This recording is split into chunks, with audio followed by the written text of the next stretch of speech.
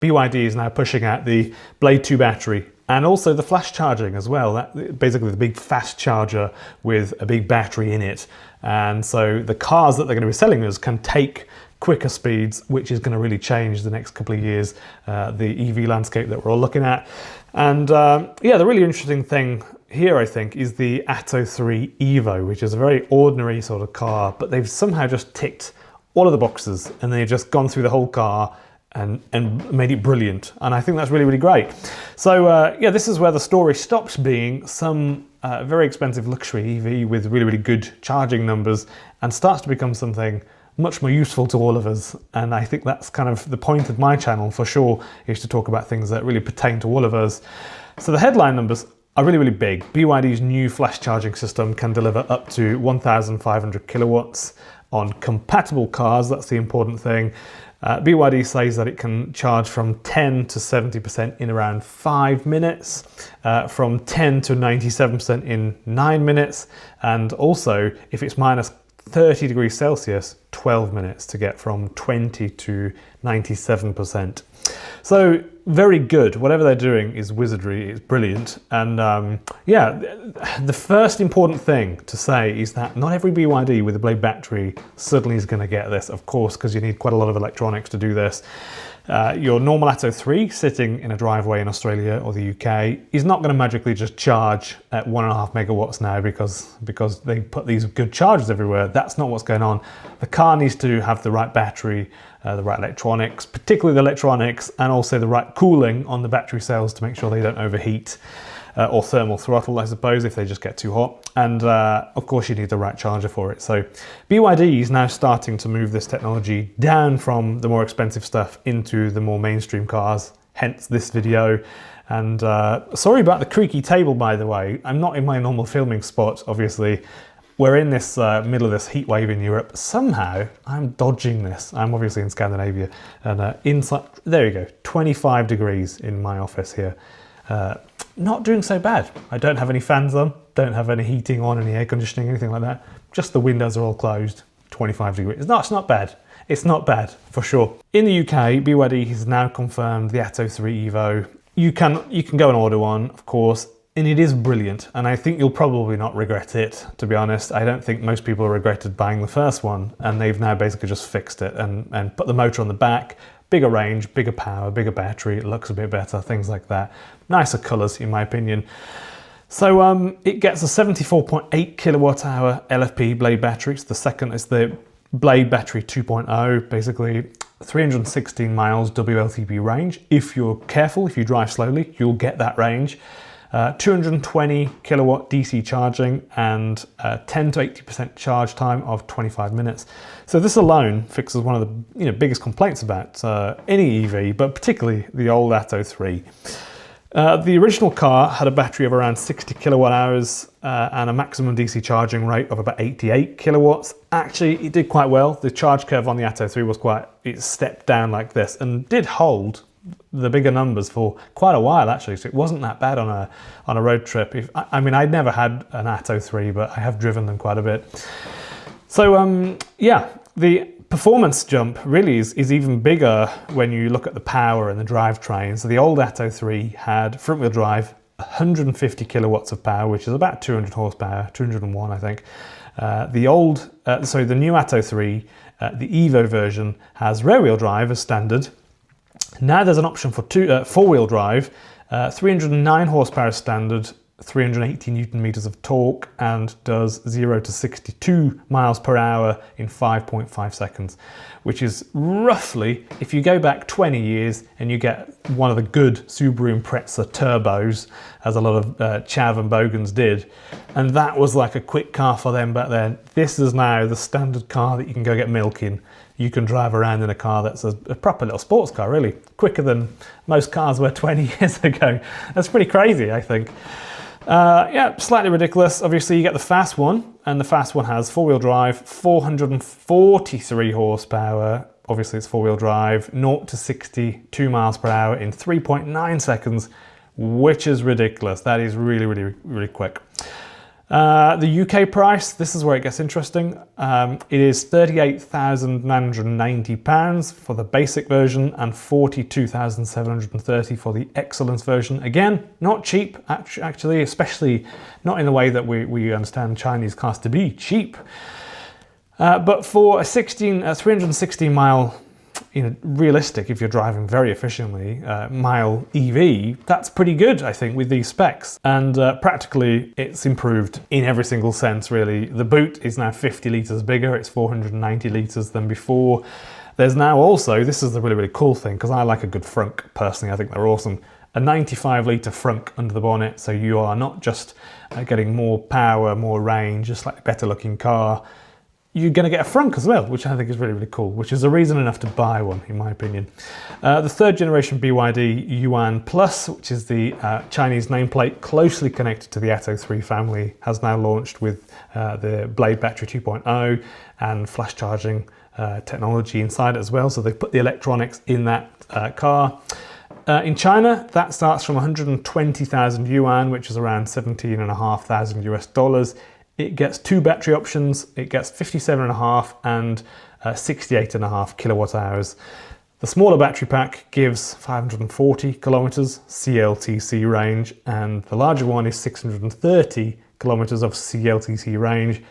Entirely unrealistic, particularly if you're European. Simply just knock off 22% and you will arrive somewhere around the WLTP figure if you ever hear me saying that. But generally, I don't like to give that number out. I just like to give the WLTP numbers out. And both versions are reported to support BYD's flash charging system with 10 to 70% in about 5 minutes and 10 to 97% in around 9 minutes. This is the bit that legacy automakers should be worried about. I'm sure Toyota are soiling their pants, really, because BYD is doing what it does incredibly well, getting things done, bringing cars to other countries. Of course, 54% of their sales now come from exports, and they're actually delivering them, and they're good, consistently good, reliable. The specs are improving year on year, so are the sales, so are the profits. It's basically just everything to do with BYD is just a massive flurry at the minute. It's a massive success. And it introduces the headline technology in premium cars such as the Denza, which is the Z9 GT, the Yangwang U7. I've been in the U7, it's pretty cool. And then it starts pushing versions of this technology into much more normal cars, So maybe they'll introduce a slightly slower speed to use with those chargers. Maybe they'll bring like a BYD Dolphin, and they'll say it can do 600 kilowatt charging instead of 1500. I'm sure we'd all be all right with that. Personally, I think that would be pretty cool. But for now, 200, 220, something like that. That's pretty good, I think. The real issue though is just the cost of it. You definitely have to chuck in some extra money to make sure that the cooling is better, the electronics are better on the batteries, and I think that is a cost. And that really just means they'll sell less cars because the cost is just less competitive. So it is something they have to consider, I'm sure. This is the kind of car families actually will compare against the Tesla Model Y without questioning it at all. Kia EV5, obviously that's a really brilliant car as well. The Ioniq 5, the Volkswagen ID4, the Toyota BZ4X, or as the Americans call it, the BZ4X, the MG S5 EV. They're basically all good. I think the Toyota is actually quite competitive because it's a Toyota. It comes from a recognized brand. There's lots of Toyota dealerships around currently, and we understand that they generally do good stuff. When you have warranty issues, they'll get stuff fixed. BYD comes with a sort of a question mark over it in some people's minds. And so that's why I think Toyota still has a bit of an advantage, really, because it's still really, imprinted into so many people's minds for the decades that have just gone by. But in this last 5 years, I've been talking about BYD cars, and I can see now that basically people have just been pushing them up the ranks, and it's crazy. So definitely people will be buying more BYDs than Toyotas in the next 5 years, as the CEO says himself, actually. If BYD can keep improving the Atto 3 every 2 or 3 years like this, I don't know what they do next. I don't know what they do. Double the charge speed or something? They would figure something out, I'm sure. It is going to become very difficult for older car makers to keep up. One of the next videos coming out is actually talking about the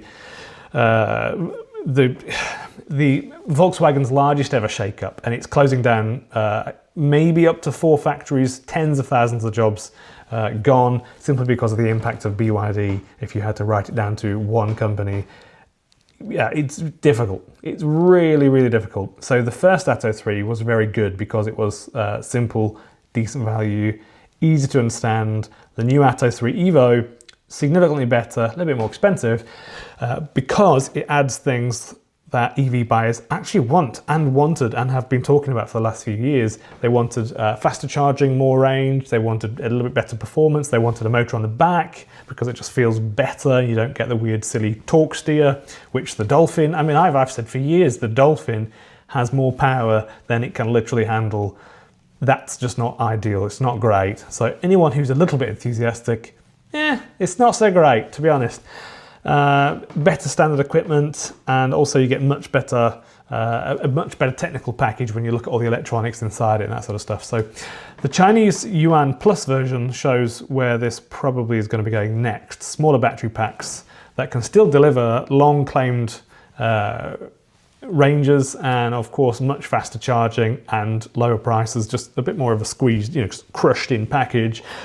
This is BYD's real strength. Of course, it does not just build one clever car or 3, which is basically what Tesla have done. They've got a couple of cars, they're really, really great, different, change them a little bit every couple of years, flog them to the world.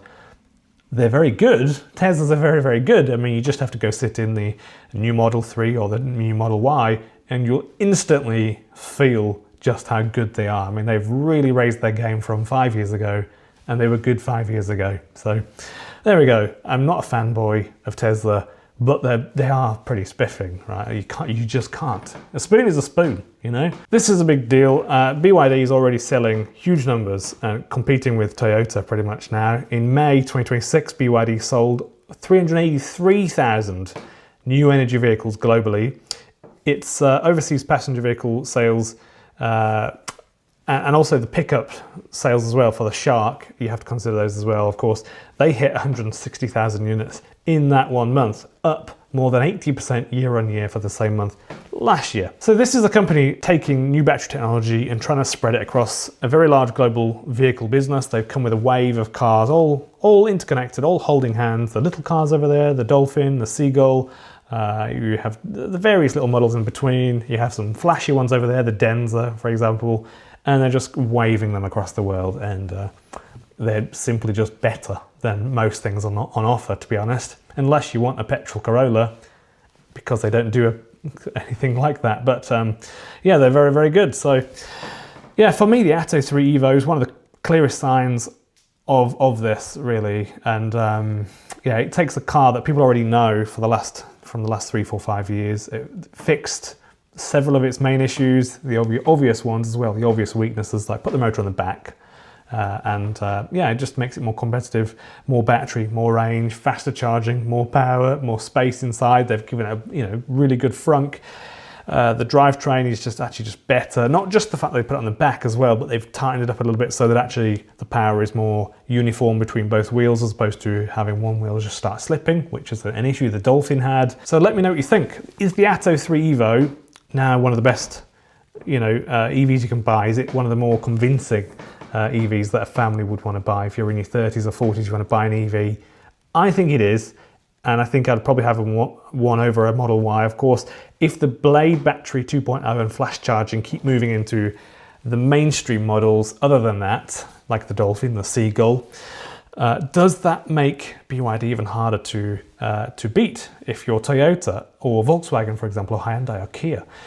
I think it does make them really, really hard to compete with. My opinion is that basically it's going to make Toyota obsolete within 5, 6, 7 years, and they will be on the tail end of this in 5, 6 years, Toyota, unless they pick up their business. You're more than welcome to book a one-on-one consultation with me to talk about your next EV purchase or solar setup at your home or your business. If you want to talk about battery storage too at your home or business, that's okay as well. We can talk about that. The link is below for that. And also, thank you very much to these people on screen for chucking a couple of dollars a month. These people have joined and supported on YouTube, Patreon, and also bought me a coffee. So thank you very much to these people. I really appreciate that. Thank you for watching.